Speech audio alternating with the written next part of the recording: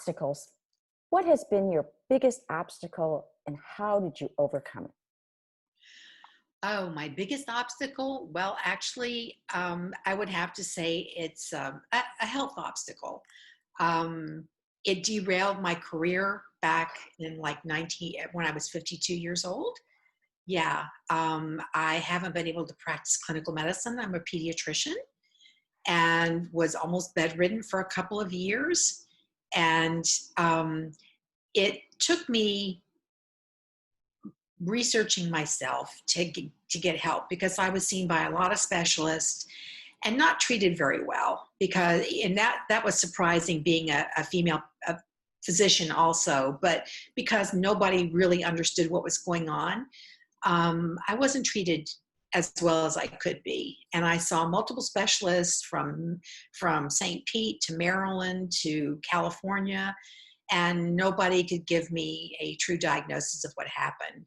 And so anyway, it was a long journey, and I'm the one that found ways to help myself through non-traditional things like acupuncture, movement therapy, myofascial release, vacuum cupping, uh, body rolling, all these different things. And I had to refocus where I could actually work because I can't use my arms as much as you need to be able to do clinical medicine, especially with children. So in 2005, I was offered the position to work with Florida State University College of Medicine. And I was the pediatric clerkship director then. So I created the program. Prior to that, I had created several programs for medical students and then a pediatric hospitalist program here in Sarasota. I had created a pediatric dermatology program. So I've done a lot. I've built a lot of programs from scratch. And so I did the same thing here with a pediatric clerkship, which is the training the students get during their third year, where they have rotations in all the primary specialties in order to prepare to get their degree. And so I had the 6-week block for all the students in pediatrics. And I built that program. We are a community-based school, so that means we don't have a teaching hospital per se. And our students work in individual doctors' offices. And I had to recruit all the faculty to be able to take the students. Yeah. And I had to go into the offices and supervise. Once during a rotation, I would go in and supervise the students in the doctor's offices. And then they would take 4 weeks there and 2 weeks on the inpatient, seeing people in the hospital. And in the program that I actually helped was the co-founder of, and is still 20 something years later is still going strong. So like I said, I built a lot of programs, but so I did that until 2 years ago, May 2 years ago, I realized that it was time for me to step down. So 2005 to 2018, so 13 years of doing that. And in 2007, I added the job that I still am doing now, which is called the Medical Informatics Curriculum Director. And that was a job that has two portions to it. One was being an educator for faculty, doing faculty development and teaching them how to use electronic medical resources for point of care service. So being able to use it at the bedside, using apps with medical information. And I was teaching them how to use that. What I'm hearing from you, and it's very interesting, is that you had this very debilitating illness, which is enough this is your life, and here it is, you can't do your life. And then you dug deep enough to know what you're good at. What other things can you bring out? Did you get support in that time? Because you seem to have, you develop programs and you've kind of found your quote unquote niche. However, what sort of support did you get? Because nobody was helping you. Nobody. No, I didn't get any support. Not from that. When I came to FSU College of Medicine, I found incredible, my teammates, the dean, oh my gosh, it was the first time that I had felt really welcomed and had support from everybody. And to this day, it's still the same. I would say that. But during my journey, my medical journey, I had zero support.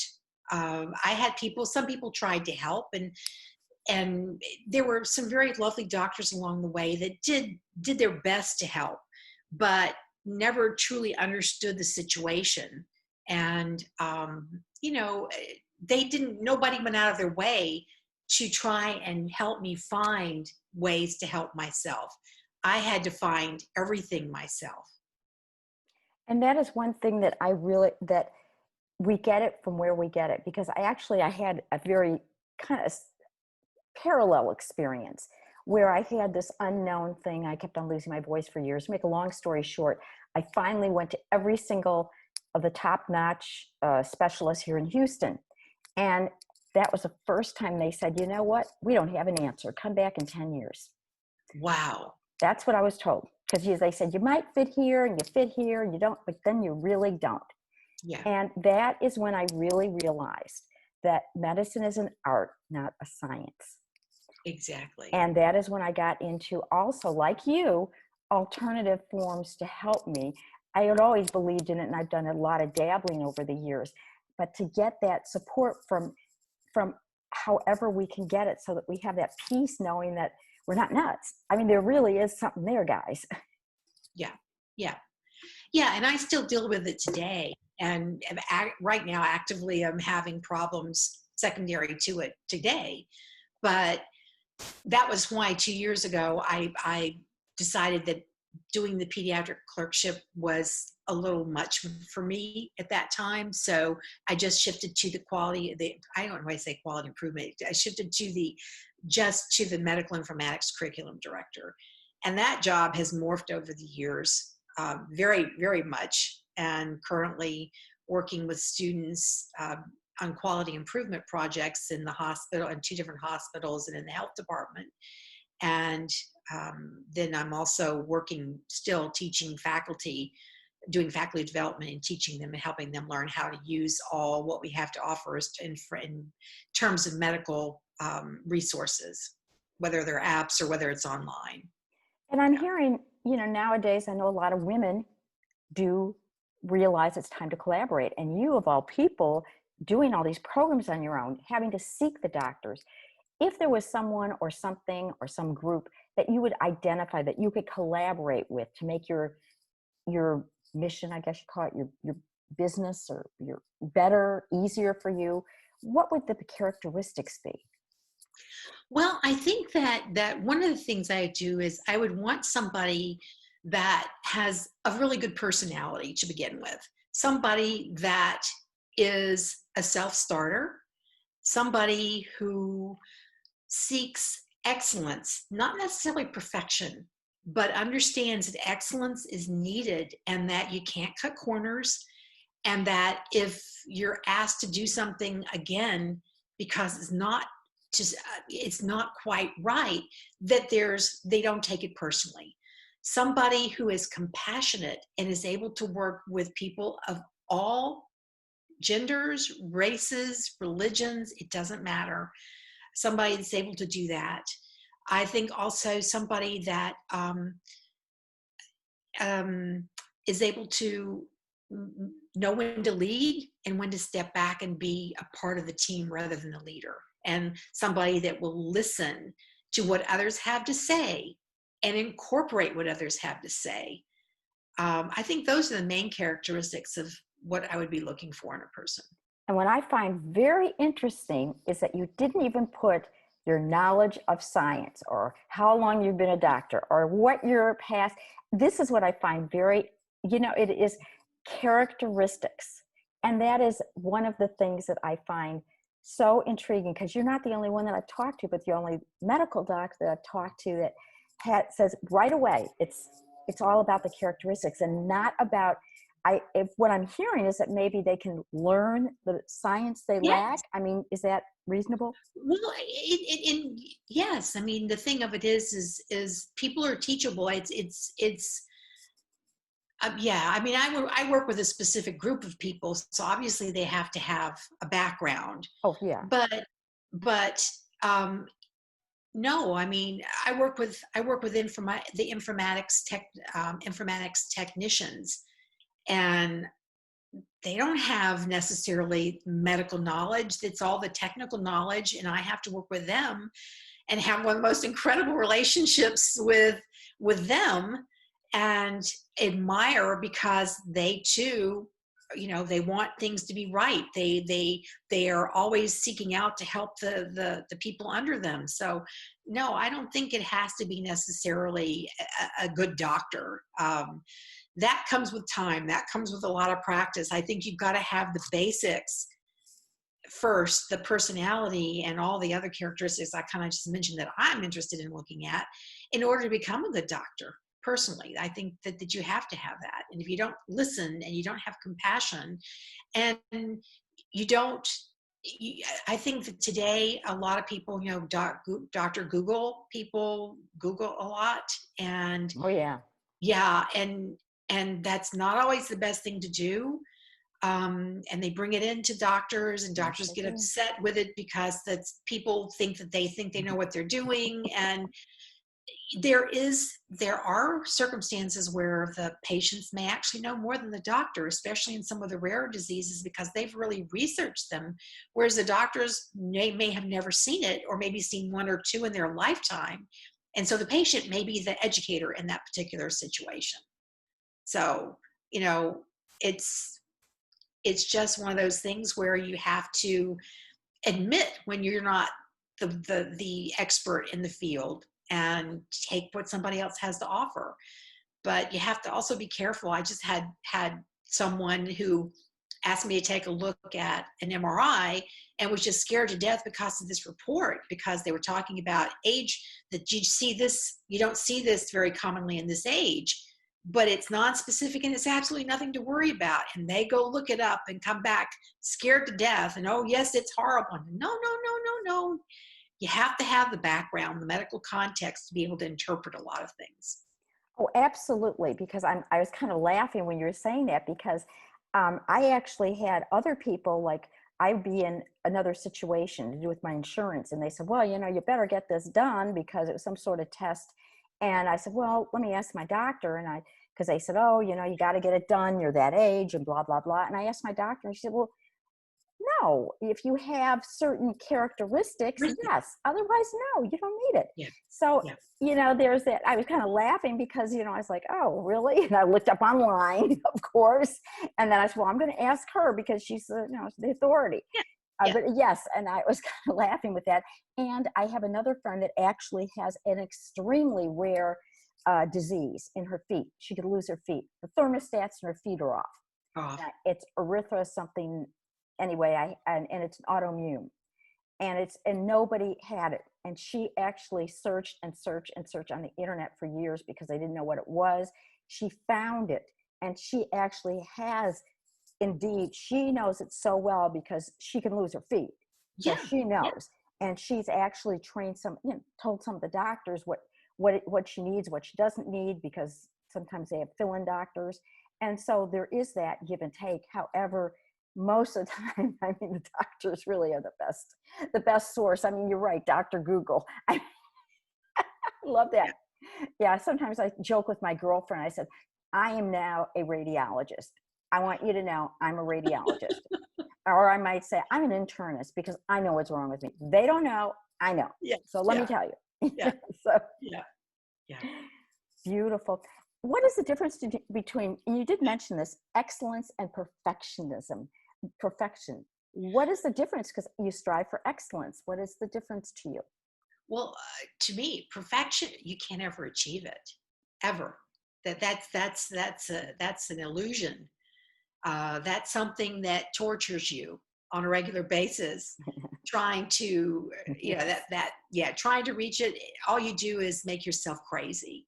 But excellence, on the other hand, is achievable, because you can become an expert in something. You can make something as good as it can be for that moment, but then something else is going to come along, and now you've got to go to another level, or you have to make a change.